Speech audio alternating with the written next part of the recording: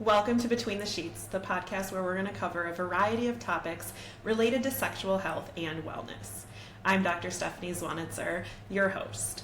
I'm a nurse practitioner and have been in practice since 2017. I have my Doctor of Nursing Practice degree, and I specialize in urology and sexual health. I am so excited to explore all of the various topics related to sexual health and wellness with you in a fun, spicy, educational, and non-judgmental manner. So come on, let's get between the sheets. Hey guys, welcome back to another episode of Between the Sheets. Today we're going to talk about female sex organs, the female anatomy, to help you get a little bit more acquainted with that part of the female. So this is cis females, born female, female genitalia.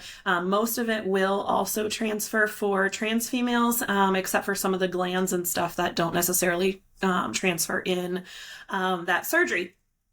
So for females, talking in the perineal area, okay, obviously we have our breasts and our nipples as well, which certainly can add into the sexual experience, as well as they are used for obviously breastfeeding for our babies when we have them, and can be a fun little extra play toy during sex. But I'm going to focus on the genital region. And so externally, we have the vulva. Okay, that's that whole area of the external genitalia between the female's legs. So that has the labias, the the urethra, the clitoris, the vaginal opening, the anus, the Bartholian and Skene's glands. Those are all down there in that vulva. These things go through changes during puberty, pregnancy, childbirth, postpartum, and menopause. So there's various changes throughout the lifetime for women of all of those organs down there. Internally, you have the cervix, the uterus, and the vagina, and then the accessory organs and the erogenous zones, like I mentioned, breast and nipples, obviously, but you can also have women getting turned on by their feet, their neck, their inner thighs, maybe behind the knee, any area that with a light touch or kissing or something might turn them on, and so those are areas to explore as well. Let's talk about the vulva area. So there's two different sets of labias. A lot of us refer to them as lips. Okay, so there's the majora, which are the big beefy ones on the outside, and then the minora are on the inside. They're much thinner and smaller. These provide protection to the urethra, the vagina, and the clitoris. Okay, so they protect them. So when you're sitting, there's something on top of the, between whatever you're sitting on and those organs. Those are the labias.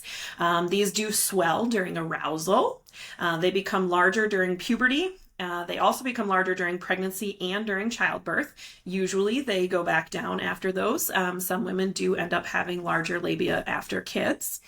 With menopause, they get smaller, thinner, more dry, unless we replace with estrogen.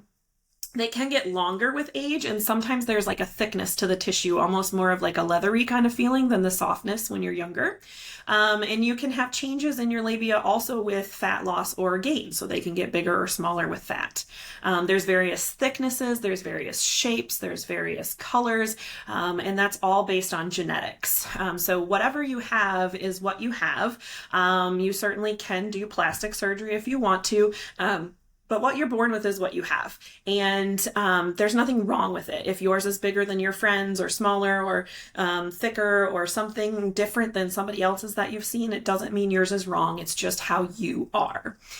They can get damaged. The labias can get damaged from consistent bicycling or other repetitive injuries, like sitting in a wheelchair. Wearing tight clothes can cause irritation. So you'll hear of vulvitis, which is an inflammation and inflammatory issue with the vulva. And a lot of times that is from either cycling, sitting too long periods of time, or wearing tight clothing.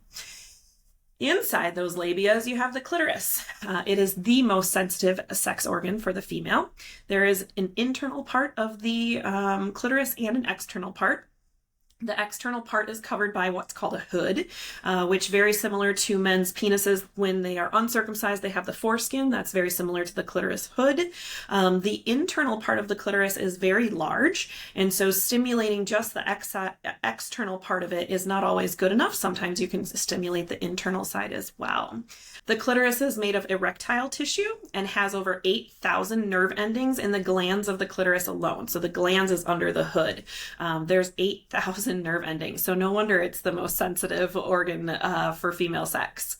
Its single purpose is to experience pleasure. Has no other purpose in life except to make you feel good. So enjoy it and use it to its fullest. It can be enlarged with polycystic ovarian syndrome. Clitoral lesions can cause pain. So sometimes the hood of the clitoris and the glands can be kind of adhered to each other, and that can cause pain, especially during arousal when things are getting swollen. You can get cancer of the clitoris. You can have vulvar cancer, so cancer of that area originating, or you can get metastatic from breast cancer, cervical cancer, or endometrial cancer. So that's an interesting fact. A lot of people don't really realize that you can get cancer on your clitoris. Soreness of the clitoris can be from too rough of sex, too much cycling, too much sitting, too tight of clothing. So you really want to take care of your clitoris and have good health and down there. Pain can be, pain of the clitoris can be indicative of an infection, an injury, vulvar cancer, or lichen sclerosis, which is an overgrowth of certain parts of your skin that need to be treated, and you can go to a dermatologist for that. Itching could be an allergic reaction to products. It could also be BV or yeast, or other STIs can cause some issues with the clitoris. Behind the clitoris, closer to the anus and the vagina, you'll find the urethra. The urethra is the opening that our pee comes out of. It can be right next to the vagina. Some of us, ours is up inside of the vagina. The purpose of the urethra is to eliminate your urine. There are some people that get pleasure from penetrating the urethra. So some people will use toys or what's called a sound, which looks like a catheter, but goes in for pleasure, a finger, and some people are able to take a penis, which can be pleasurable for some females. It can be dangerous though. You can cause damage to the urethra doing this and infection. So you want to be very careful. Rough sex, even vaginally, can cause damage or inflammation to the opening of the urethra, and so being careful with that as well. Sometimes women will think that they have a urinary tract infection, but actually it's just inflammation and irritation from some rough sex. Pain with urination after sex can be normal, but it can, with that inflammatory response, but it can also be abnormal or indicative of a UTI, so just be careful and keep an eye on that. Profuse bleeding would not be normal, so that would be something that you would definitely want to get checked out. A little tip is to void after you have sex. There is no research that proves that this prevents UTIs, but all of us know that it helps. And so make sure that you're peeing after having sexual activity, whether it is masturbation, penetrative sex, or just messing around. A lot of bacteria gets moved around in there. The recycling bin is very close to the pleasure zone, and so make sure that when things are getting moved around down there that you clean up really good afterwards with water and pee. And also after loose bowel movements. When you have diarrhea, a lot of bacteria is around down there, so make sure that you pee after having diarrhea as well. The next part of the vulva is the glands. So women have 2 Bartholian glands and 2 Skene's glands. The Skene's glands are at the top of the vagina, outside of the urethra, and the Bartholian glands are at the bottom inside of the labia majora.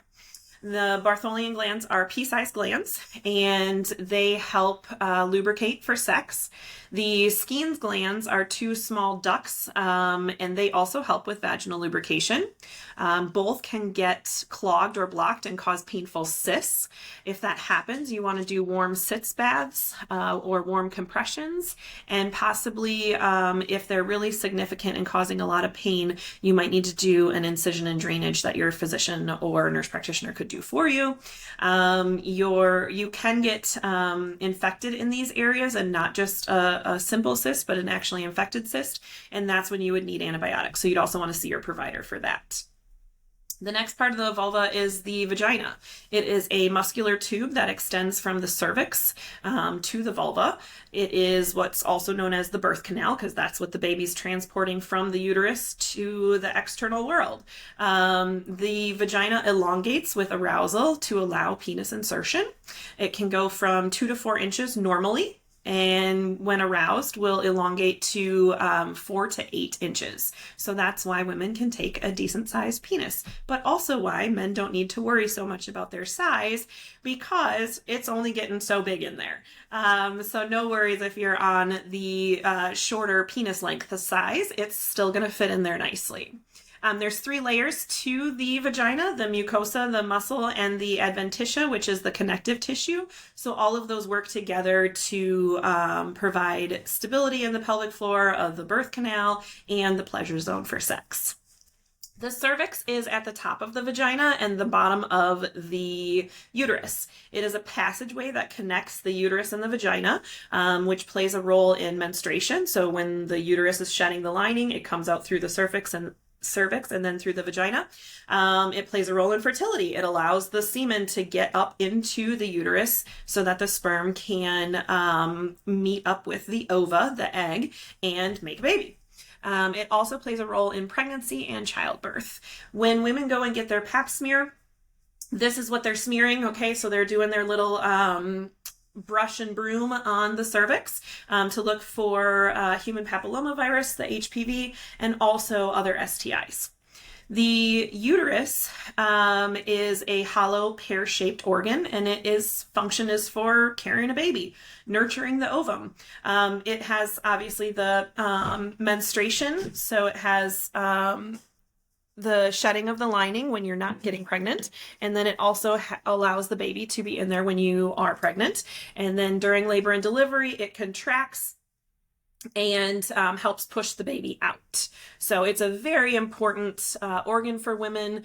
Doesn't really have a role in sex, but definitely is part of the whole female anatomy and reproduction. All of these parts of women have different shapes, sizes, and colors. Again, nothing is wrong with you depending on how you look. It's just the way that your body is. Abnormal odors, discharge, bleeding, etc., those all can be cues for infection, cancer, or other issues. And so definitely wanting to keep that, looked at and know your own anatomy. Get a mirror out, look at things, feel the inside, know what you feel and look like so that you can know if there's anything abnormal. Make sure your partner knows and they can tell you, hey, you have this swollen area down here, or there's a blister here, or there's anything that's abnormal for you in particular that is really good for you to be able to pick up on, or your partner to pick up on, so you can take care of problems before they get any worse. So one common issue that sexually active women deal with is called bacterial vaginosis. It is an imbalance in the vaginal flora. So the normal bacteria that we have in our vagina gets disrupted. We normally have a good amount of lactobacillus, which kind of keeps everything the way that it should be. And it's the dominant organism in our vaginas. And sometimes it becomes overrun by other organisms. And that's when we get this infection. It is not considered an STI, although it is common in sexually active women. We're not exactly sure if it is transferred from person to person. We do know that women who do not use condoms or who use condoms inconsistently will have a higher rate of the infection than women who consistently use condoms or are not sexually active. So bacterial vaginosis it sometimes can have no symptoms, but usually has a change in your discharge to white to gray in color, and it's usually more watery than your normal discharge, sometimes even a little frothy. There's a lot of itching usually associated with bacterial vaginosis, which is also referred to as BV, and a very strong odor. Almost always it's considered a fishy odor. We should not smell like fish. I know there's a lot of jokes about female, the tuna or the female taco, things like that, the fish taco. We should not smell fishy. A normal vagina should have very little to no odor, and it should be a pleasant smell. If there is one, it should not be a fishy smell. So if it is fishy down there, make sure that you are getting checked out. Bacterial vaginosis can also cause preterm labor if you are pregnant. So I have a funny story with bacterial vaginosis. I've had it. I was in my early 20s. I was married. My husband and I, we were watching TV. We ended up having sex, and he literally stopped in the middle of sex and was like, Steph, I can't keep going. You smell terrible. And this was like so upsetting to me. Like, how could I, it's just so embarrassing. Here, your husband is telling you smell bad, and that's something that women take such good pride in, is our cleanliness and everything. And so right away the next day, I made an appointment and I went in and had an exam done, and I had left a tampon in, and that's what caused it for me. So this is a very common thing. I was not the first person to ever forget a tampon in there or lose a tampon in there. I will not be the last. I have had patients with the same thing. So just be very aware that it's not a bad thing. It's easily treated. It doesn't mean you're a dirty person. It just is an imbalance of your flora and is very easily treated. I had my tampon removed, got on my antibiotics. I was good to go. I have not had it again since, very luckily, but a lot of women struggle with this on a recurrent basis. Usually if you get one infection, having it recur within 3 to 12 months can happen very regularly, but some women are lucky enough not to have this ever, or to only get it a few times in their life. We treat it with antibiotics. The most common one is Flagyl, or metronidazole is the generic name for that. And so it's very easy treated. We have a really good plan in place. But yes, if you have an odd discharge, a weird smell, bleeding, go get checked out, because those things are not typical. You know what your typical discharge looks like, what your typical smell is, and when you're supposed to be bleeding if you're still menstruating. So definitely take your female health seriously and get things checked out when you need to be. It's time for my favorite segment of the show, Between the Sheets Shenanigans. We've got some great stories for you, and as always, the details of the stories will be changed so that you cannot identify who the owner of the story is. It might be my story, might be my friends or family members, or even a patient's story, but you're not going to be able to tell. Please send in your stories as well so we can shake up the details and share your stories. Send them into podcastbetweenthesheets@gmail.com. Let's tell some stories. Story time with Lady Bits. This is fun. So I did have a patient who had very long labias, and she was very embarrassed by it, but it was also that it was uncomfortable for her. She felt funny in swimming suits. We all can see a camel toe here and there, but hers was very evident no matter what she wore.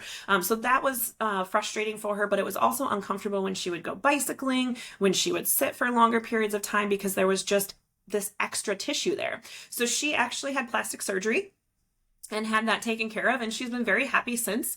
She has a very pretty vagina and pretty labia now, and she's much happier. She can wear what she wants without having to worry about the self-consciousness of it. So that was a really great outcome for her. One thing that can happen with women's organs, usually later in life, usually after we've pushed out several children, is prolapse, where either the bladder, the rectum, or the uterus comes down through the vagina. Sometimes it comes down far enough that you can actually see it externally. So when I was in nursing school, I worked in an OBGYN clinic. This is many, many years ago, back in the early 2000s. And I went in to chaperone one of the male physicians during a vaginal exam. And I had never seen a prolapse, didn't really know what a prolapse was yet at that time. And here the lady goes up in stirrups, we lift the blanket up, and there is what appears to be an alien head staring at me. I mean, you could see where the little cervix hole was, and the whole thing was just hanging out of her vagina. And I thankfully was wearing a mask, and so hopefully my facial expressions didn't show very well, because if you know me, my face tells everything that's inside of my head. But it was very interesting to see that. So then I learned a lot about it and what happens. And now I treat it all the time on a regular basis. I see women every day for prolapse. I do something for them called a pessary. It's a rubber, essentially, ring or disc that goes up in their vagina to kind of hold everything taut and put it back up there. But that was a very interesting thing to see for the very first time. And now it's something I do on a daily basis. So it was interesting that that has kind of come full circle for me and is no longer scary or awkward or alien looking. I'm very used to it now, but it was interesting to see that for the very first time. And I can vividly remember just the shock that I went through in that room. For women whose cervixes don't fully dilate when they are pregnant and in labor and delivery, they may need to have a C-section because their cervix just doesn't do what it's supposed to do by thinning out and opening up for a vaginal birth. So then they do a C-section. I had 2 C-sections, so I'm very familiar with that part of it. I have never pushed a baby out.